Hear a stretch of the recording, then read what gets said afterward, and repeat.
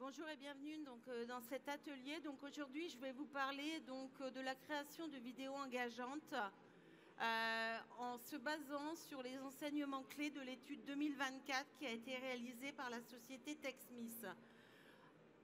Avant de commencer, je tiens à me présenter. Je m'appelle Sandrine Verdun, je suis consultante digital learning, également formatrice et entre autres formatrice recommandée par la société TechSmith depuis un petit paquet d'années maintenant. Je profite aussi de cet atelier pour vous faire part du fait que je suis en train de finaliser l'écriture actuellement d'un ouvrage qui s'appelle le screencasting dans la collection Je maîtrise chez Click Édition qui paraîtra au mois de mars et qui sera véritablement une méthodologie pour réaliser des screencasts efficaces et engageants. En ce qui concerne ma présentation d'aujourd'hui, on a 20 minutes, donc il va falloir aller vite et aller à l'essentiel. Je vais vous présenter quelques-uns des chiffres de l'étude 2024 qu'a réalisée la société TechSmith sur la consommation de vidéos. J'ai retenu deux graphiques principalement. Et ensuite, je vous montrerai comment, à partir de ces données, vous allez pouvoir en fait optimiser l'impact de vos vidéos pédagogiques. Cette étude en fait a été réalisée auprès de 929 participants répartis sur 6 pays, ce qui représente un peu plus d'une vingtaine de secteurs d'activité. Et les répondants en fait se sont essentiellement concentrés sur deux types de catégories de vidéos. D'une part, les vidéos pédagogiques, ce sont des vidéos qui vont plus enseigner un process, qui vont apprendre à faire quelque chose. Et puis les vidéos informatives qui sont des vidéos où on va rapporter des faits, on va donner des informations. Souvent, ce sont plutôt des vidéos de type enregistrement d'écran, de type PowerPoint. Sur cette étude, il y a énormément de questions qui ont été posées puisque il y a une question qui revient en permanence, c'est à savoir quelle est la durée idéale d'une vidéo. Il y a également des questions qui ont été posées qui concernent qu'est-ce qui fait qu'une vidéo est une bonne vidéo. Et bien sûr, il y a toujours quelque chose, nous, en tant que concepteurs de vidéos, qui nous inquiète, c'est à savoir pour quelles raisons nos vidéos sont rapidement abandonnées par notre public. Et avec la montée de l'IA, des avatars, etc., il y a également des questions relatives au fait que est-ce que le public est aussi réceptif que ça aux avatars IA. Cette étude, en fait, elle comporte beaucoup de questions avec beaucoup de réponses. Moi, aujourd'hui, je me suis concentrée sur deux graphiques. Bien évidemment, vous aurez la possibilité de télécharger cette étude, ce qui vous donnera en fait des éléments sur lesquels vous pourrez vous appuyer pour créer de meilleures vidéos. Alors, il y a cette fameuse question qui revient en permanence. Une question, c'est quelle est la durée optimale d'une vidéo ? Tout le monde a toujours en fait une réponse à apporter. Beaucoup de gens vont vous dire c'est 2 minutes, c'est 3 minutes maximum. Alors, moi, c'est une question également que je me pose régulièrement. Et si on se base sur l'étude de TechSmith, sur nos répondants, on s'aperçoit que le format, en fait, il va de 3 jusqu'à 6 minutes et qu'il est tout de suite suivi par des formats qui vont de 10 à 19 minutes.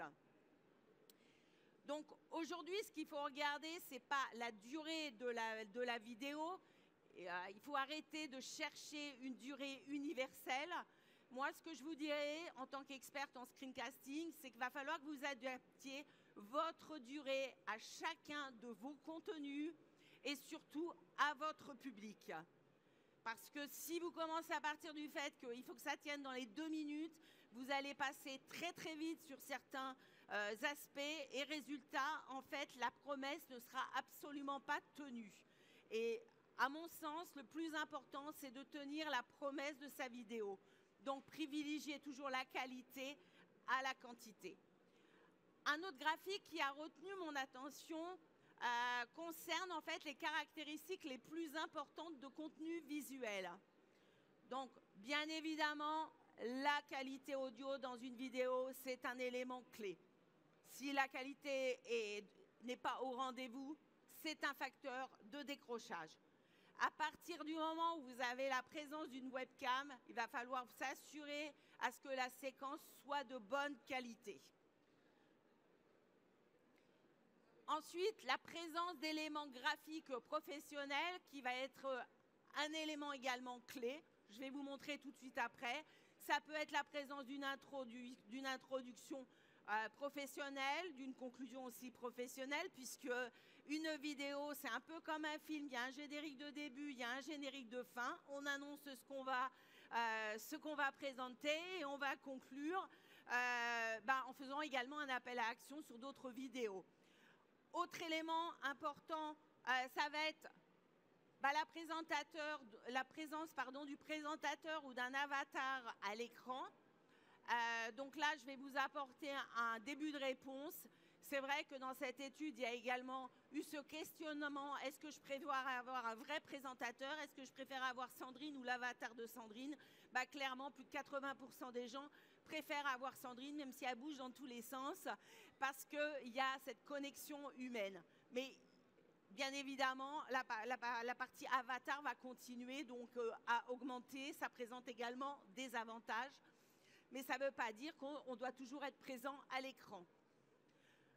Quand il y a du mouvement, le mouvement il doit être fluide. Je prends par exemple le curseur de la souris.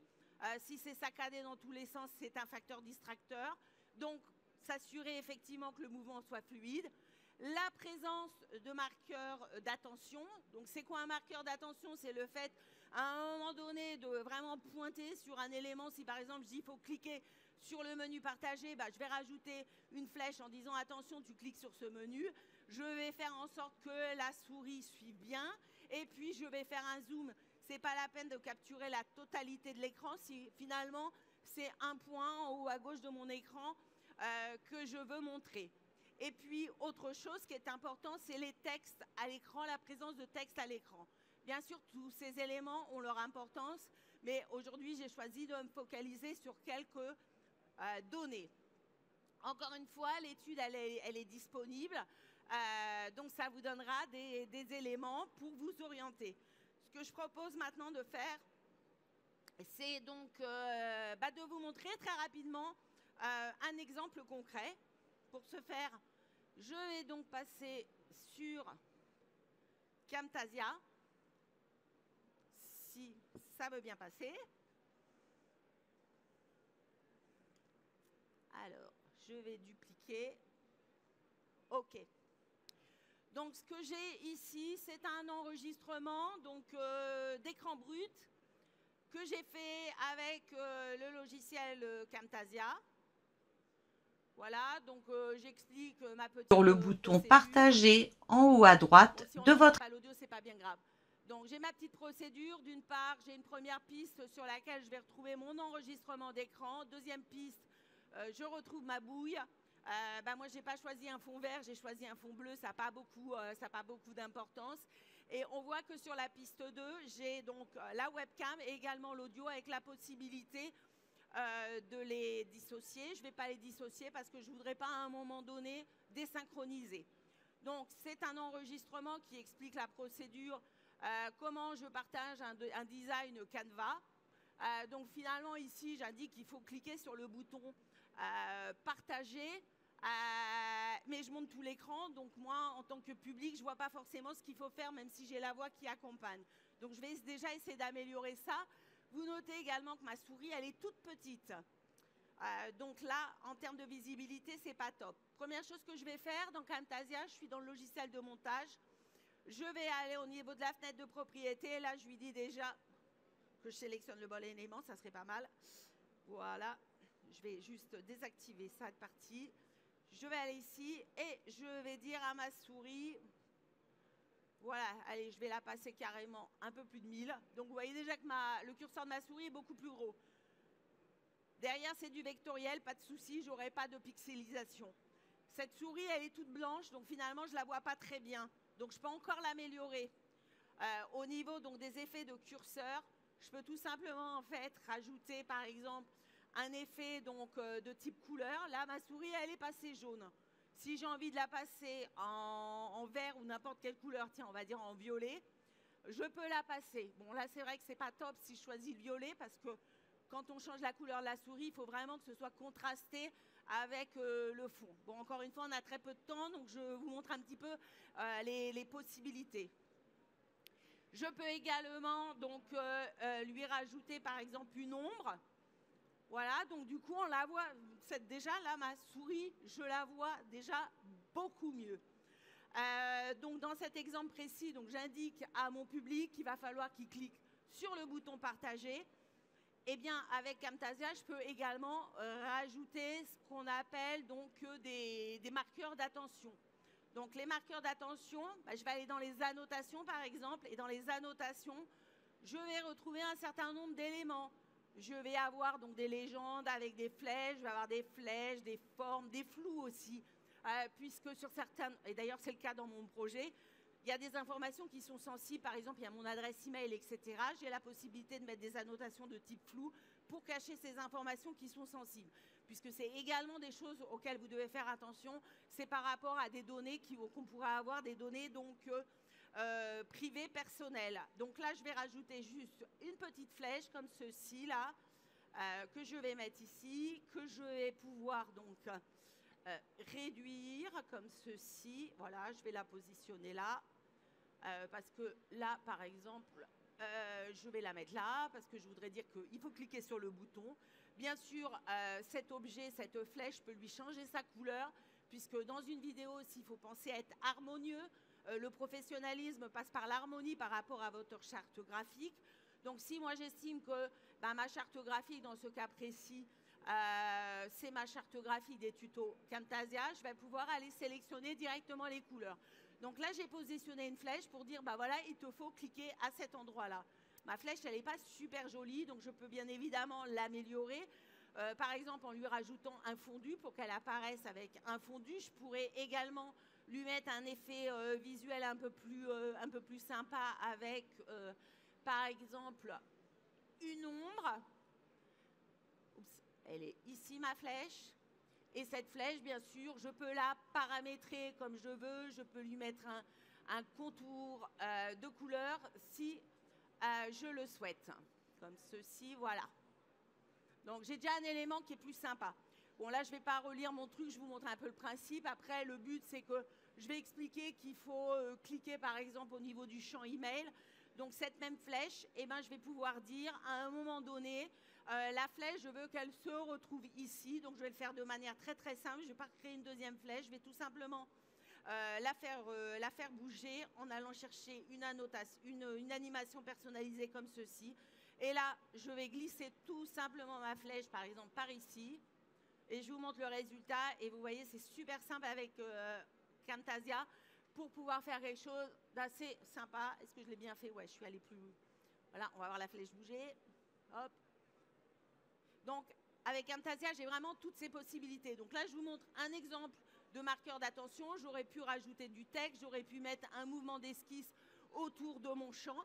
Donc là, j'ai amélioré ma souris, c'est déjà beaucoup plus visible. J'ai rajouté un marqueur d'attention, mais j'ai toujours le même problème. C'est qu'au final, je vois la totalité de mon écran et en fait, je m'en fiche un peu parce que l'essentiel de ma procédure se passe à ce niveau-là. Donc, avec Camtasia, je vais pouvoir tout simplement rajouter un marqueur d'attention supplémentaire avec un zoom ciblé. Et cette fois-ci, tout simplement en faisant donc à la souris comme ceci. Voilà, je crée un zoom.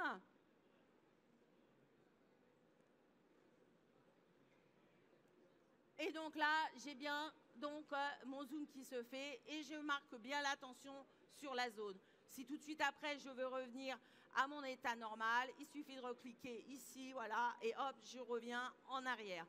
Donc, quand vous utilisez des zooms, faites attention. Le but, c'est pas non plus qu'on soit sur un bateau et que ce soit dans tous les sens et en avant, en arrière, etc. Il faut toujours y aller de manière très, très fluide. Donc, on voit qu'au niveau donc, des vidéos, je peux très facilement déjà bien attirer l'attention. Si donc mon contenu, il répond bien à la promesse de ma vidéo, que derrière, j'arrive à bien faire suivre les différentes actions, j'ai déjà gagné quelque chose. Donc, ce que je peux également faire, c'est que sur cette vidéo, vous l'avez vu, il y a de l'audio. Je peux également, très simplement, avec Camtasia, apporter de l'accessibilité en rajoutant du sous-titrage. Donc pour ce faire, je vais tout simplement aller à ce niveau-là, je vais aller chercher les sous-titres et je vais prendre ce sous-titrage-là et on va espérer que la connexion fonctionne parce que pour qu'il me génère mon sous-titrage, voilà. Et vous voyez automatiquement... Aujourd'hui, je vais vous expliquer comment partager un document Canva par email de manière simple et rapide. Donc, à chaque fois que je prononce un mot, il est mis en couleur, il est contrasté. Bien évidemment, je peux sélectionner, paramétrer tous ces éléments pour changer la couleur si je le souhaite. Si jamais il y a des mots qui sont mal orthographiés, j'ai la possibilité directement ici d'aller modifier les mots. Donc ça, c'est directement intégré dans Camtasia. Donc d'ailleurs, la prochaine version qui va sortir le 12 février, on va avoir encore des améliorations à ce niveau-là, ce qui facilitera l'édition du sous-titrage. Donc vous voyez, de manière très simple, j'ai réussi à mettre le focus sur mes actions, à rajouter du sous-titrage. Alors il y a peut-être un truc, parce que je vous le disais tout à l'heure, la présence du présentateur à l'écran. Au final, qu'on voit ma bouille pendant que je suis en train de montrer les actions, on s'en fiche. C'est plus intéressant de le voir au début pour que je puisse créer du lien et à la fin, quand je fais mon appel à action. Donc si par exemple, là, pendant ma vidéo, je souhaite, voilà, à peu près d'ici, je veux enlever la présence de Sandrine à l'écran, je vais retourner tout simplement là dans mes animations, je vais glisser une animation là comme ça de type personnalisé, où je vais lui dire, hop, tu disparais. Et à la fin, ici, voilà, quand je fais ma séquence de fin, ça doit être par ici, voilà, je vais rajouter où je dis, Sandrine, tu réapparais en remettant donc mon opacité. Donc du coup, j'ai bien disparu. Et là, bah, je peux, comment dire, déplacer la webcam comme je le souhaite. Si je le souhaite au niveau, je peux même lui enlever l'arrière-plan. Si je glisse la suppression, hop, vous voyez que l'arrière-plan, il a été supprimé. C'est pas parce que j'ai mis du bleu, hein. Si j'avais mis du vert, en fait, le truc, c'est que je suis sur un fond qui est uni, qui n'est pas bruité. Donc, du coup, en fait, par l'IA, il y a une suppression automatique. Ce qui va me permettre, en fait, de positionner comme je le veux le présentateur et de pouvoir directement l'intégrer. Je peux lui ajouter des filtres, tout ce que je veux. Comme je vous disais tout à l'heure, donc cette webcam, je vais vraiment faire ce que je veux. La webcam, elle est présente, comme vous pouvez le voir, sur toute la durée de mon screencast, mais à ce moment-là et à ce moment-là, je lui ai dit, tu disparais, je ne veux pas te voir à l'écran parce que je veux que tu te concentres sur les actions. Ce n'est pas moi qui suis importante. Par contre, c'est important que je sois là au départ pour faire cette connexion avec mon public. Je pourrais rajouter donc une introduction. Si je veux rajouter une introduction, je vais aller, hop, CTRL Z. Je vais aller dans les bibliothèques, j'ai dû mettre quelque chose de disponible. Éléments multimédia, bibliothèque. Oui, où je vais mettre par exemple un appel à action plutôt. Voilà. Avec Camtasia, j'ai aussi accès à plein de ressources qui sont des ressources professionnelles. Comme je vous disais à la fin d'une vidéo, on fait un appel à action. Ça peut être abonne-toi à ma chaîne YouTube, ça peut être clique ici pour recevoir plus d'informations ou autre. Donc là, j'ai choisi d'avoir une ressource de type abonnement. Et cette ressource, eh bien, je peux la personnaliser. Voilà, je vais mettre mon texte. Et je vais pouvoir, donc, avec Camtasia, comme ça, créer vraiment du contenu avec des éléments professionnels. J'ai des introductions qui sont également donc disponibles. Je regardais juste au niveau timing. Et je vous avais préparé un exemple un petit peu plus fini que je vais vous montrer tout de suite. Voilà, donc j'avais fait un petit exemple là ce matin, rapidement, avec une petite intro. Bon, c'est pas de l'art que je vous ai fait, c'est pour vous montrer un peu rapidement avec une intro où donc je présente le sujet, ma série, et ensuite je vais avoir quelques petites animations. Donc j'apparais, je parle, je dis mon truc. Bonjour. Et puis ensuite, j'ai mes actions qui vont se faire à l'écran. dessus depuis votre tableau de bord. Une fois votre document ouvert, cliquez sur le bouton « Partager » en haut à droite de votre écran Canva. Canva propose plusieurs options de partage. Vous pouvez partager par email, copier un lien à envoyer ou même publier directement depuis vos réseaux sociaux. Dans ce champ, renseignez l'email de la personne avec laquelle vous souhaitez partager votre document Canva. Avant de partager, vous devez sélectionner les autorisations données. Cliquez sur le bouton « Modification ». Vous choisissez ce que le destinataire est autorisé à faire. Il peut modifier le document, il peut le commenter ou il peut seulement l'afficher. Sélectionnez l'option souhaitée. Laissez l'option « Envoyer une notification » cochée pour que le destinataire reçoive un email. Si vous le souhaitez, vous pouvez lui écrire un message dans ce champ. Une fois vos paramètres configurés, cliquez sur le bouton « Partager ». Voilà, votre document est partagé. Vous savez maintenant comment partager facilement vos créations dans Canva. Sur un texte écrit, l'amélioration donc de la séquence de la webcam, l'ajout d'une introduction ou d'un appel à action, donc bien sûr sur une vidéo, toujours générique de fin, générique de début, de fin, appel à action. Donc TechSmith, on est présent sur le stand numéro 36. Je vous invite à nous y rejoindre, comme ça je vous fournirai le document pour pouvoir télécharger donc notre étude sur le visionnage, sur la consommation donc, de vidéos. Et donc sur le stand TechSmith, on a Camtasia, on a Audiate, que je ne vous ai pas montré là parce que ce n'était pas le propos, mais qui va nous permettre de faire de la transcription donc, textuelle de l'audio et donc de pouvoir après traduire très facilement les vidéos pour l'offrir à un public beaucoup plus large. Et puis Snagit. Eh bien, je vous remercie pour votre attention. Donc, j'ai essayé de tout caler dans 24 minutes. Et donc, je vous donne rendez-vous au stand numéro donc, 36 pour discuter un peu de tout cela plus en détail. En tout cas, merci beaucoup.